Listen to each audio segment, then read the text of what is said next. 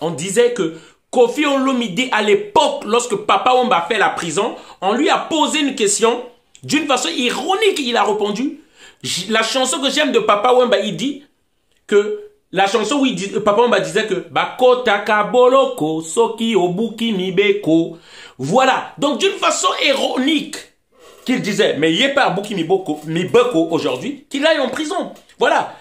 Rira bien qu'il rira le dernier. Hein? Tu te moques pendant que vous êtes encore dans la traversée de l'autre, tu te moques de l'autre qui se noie. Voilà, lui, le problème. Pourquoi alors que vous voudrez que les gens soient obligés de compatir avec vous?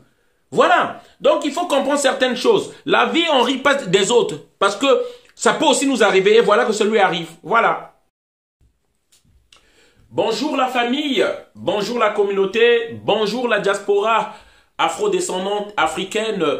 Bonjour peuple du monde. Voilà. Je viens dans cette vidéo par rapport au procès de l'artiste Kofi Olomide envers qui on a requis par le procureur de la République 8 ans d'emprisonnement. Voilà, par rapport au dossier des agressions sexuelles. Alors, je tiens d'abord à remercier Nzambian Pongotolendo, le Dieu de nos ancêtres qui nous a donné le souffle de vie, qui nous donne la force et des veilles de conscience dans ce combat-là. Je tiens à honorer tous nos ancêtres, ceux qui se sont battus pour la dignité de l'homme noir, voilà, et qui ont versé leur sang. Thomas Sankara, Emery Patrice Lumumba, Nyobe, Barthélemy Boganda, Félix Moumié, Cheikh Anta Diop et beaucoup d'autres. Alors, rapidement, par rapport à la polémique qui est en train de monter contre l'artiste Kofi Olomide, ce qu'il faut comprendre, peut-être que c'est juste pour la compréhension, pour que les gens comprennent comment un artiste adulé, aimé un moment, aujourd'hui, se voit être détesté et beaucoup de personnes souhaitent le voir en prison. C'est ça que j'aimerais apporter des arguments, hein, pour que vous compreniez cela, parce que je pense qu'on est dans un flou total. Il y a des gens qui disent que c'est la haine, c'est la jalousie. En fait, ils ne se posent pas des vraies questions de fond. Comment une personne qu'on a aimée un moment, et aujourd'hui que les gens commencent à le détester gratuitement.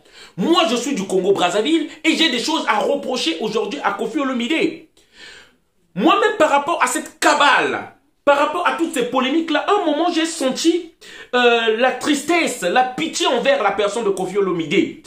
Mais je me suis résisté tout de suite, je me suis dit que ça, c'est juste l'aliénation par rapport à tout ce plaisir qu'il nous a donné durant notre jeunesse. Lorsqu'on grandissait, ces chansons qu'on a écoutées, qui n'a pas écouté Civilisé, qui n'a pas écouté Enrique, qui n'a pas écouté Les Prisonniers d'Orme, qui n'a pas écouté Loi, qui n'a pas écouté Efrakata, qui n'a pas été ébloui et bercé par l'ancienneté des vieilleries, comme nous le disons, des chansons de Kofi. Mais comment se fait-il aujourd'hui que nous détestons Kofi? Kofi n'a jamais aimé personne et nous l'avons compris au fil du temps. Kofi n'aime que lui-même, sa personne, l'argent, ses enfants, même ses femmes, je ne pense même pas. Parce que vu la manière dont il traite la femme, il y a de quoi se poser des questions. Pour lui, ces musiciens qu'il recrute, c'est son harem de femmes. C'est son harem de femmes que Kofi recrute. Nous l'avons vu. Nous avons vu comment Kofi a tapé cette femme-là devant. Et ça, ce n'est que la partie immergée de l'iceberg. Donc, en dessous, il fait pire. Nous l'avons compris au fil du temps. Que les musiciens là, ces femmes qu'il recrutait, c'était en fait leur harem de femmes. Voilà, c'était des objets sexuels pour eux qu'ils recrutaient. On l'a compris au fil du temps parce que c'était une habitude que tout le monde fait. Et nous pensons que ça va donner des leçons à ceux qui voudront faire encore pareil. C'est des harcèlements sexuels qu'ils font à ces pauvres victimes qui n'ont pas d'autre choix pour se nourrir, pour nourrir leur famille, doivent venir s'offrir et se donner à Kofi. C'est ça qu'il faut comprendre. Ils n'ont pas d'autre choix. Comme ces femmes qui font la potion, beaucoup n'ont pas eu d'autre choix de faire que ça. Nous allons écouter rapidement, avant que je ne développe rapidement, par rapport à Kofi Olomide. Parce que nous sommes à cheval, nous sommes à biso, nous sommes à Bokulute. Toya wapo, à Gwepa, à Osamba. Kofira. Na mabe ya sala ye Kofira, yem ta Osamba. Et puis, madame, il y a viol. Madame, il Makambo babengi viol mundela sakana na wote.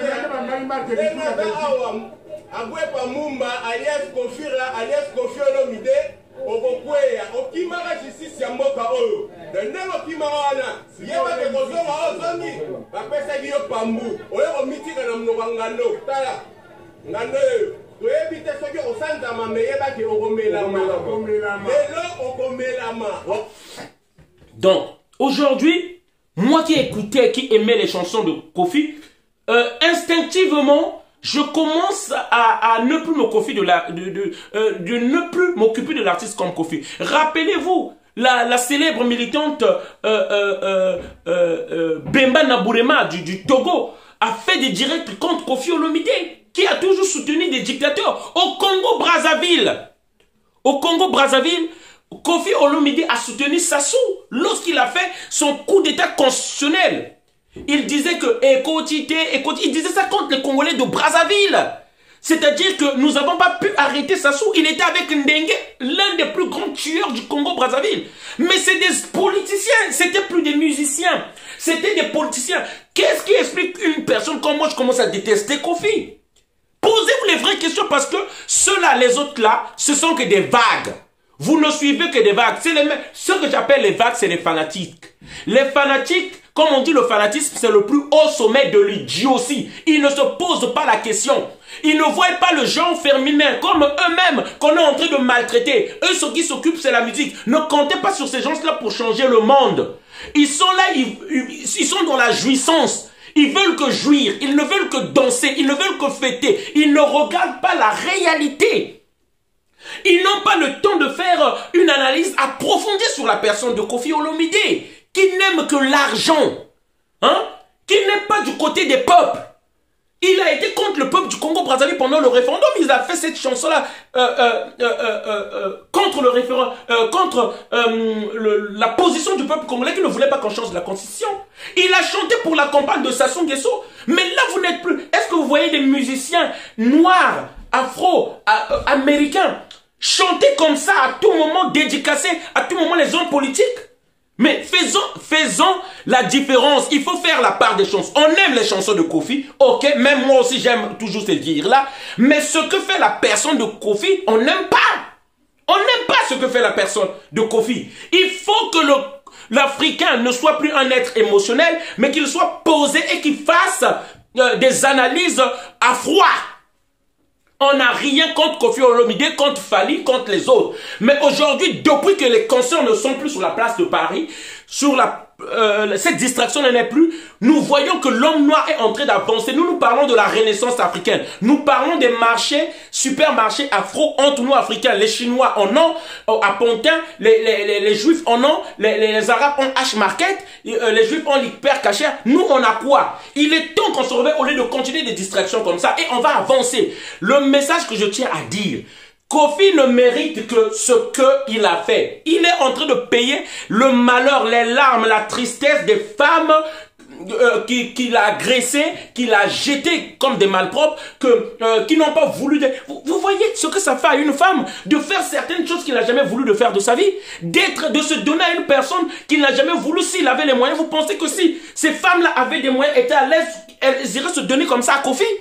Ou à ces musiciens-là? C'est parfois un moment, elles n'ont plus le choix. Elles n'ont plus le choix. Je connais ce sentiment-là. C'est pourquoi je me lève et je m'insurge contre la personne de Kofi et la façon dont il a toujours traité les femmes. Et ça sera un exemple pour les autres. Voilà le message que nous voulons faire passer là. Qu'on arrête, qu'on arrête, qu'on arrête. Que ça soit ces filles-là ont menti ou quoi, mais nous savons que c'est une réalité que ce que Kofi a fait. Et moi, je suis sûr que c'est un karma. Il est en train de payer les larmes, les tristesses qu'il a mis sur les joues des femmes. Voilà le message que moi je voulais faire passer contre Kofi Olomide. Voilà, nous laissons la justice faire son travail. Faisons confiance à la justice. Voilà, merci. C'est juste ce que je voulais donner comme opposition à moi. Et il n'y a pas de tristesse pour ceux qui sont du côté des dictateurs. Désolé. Merci.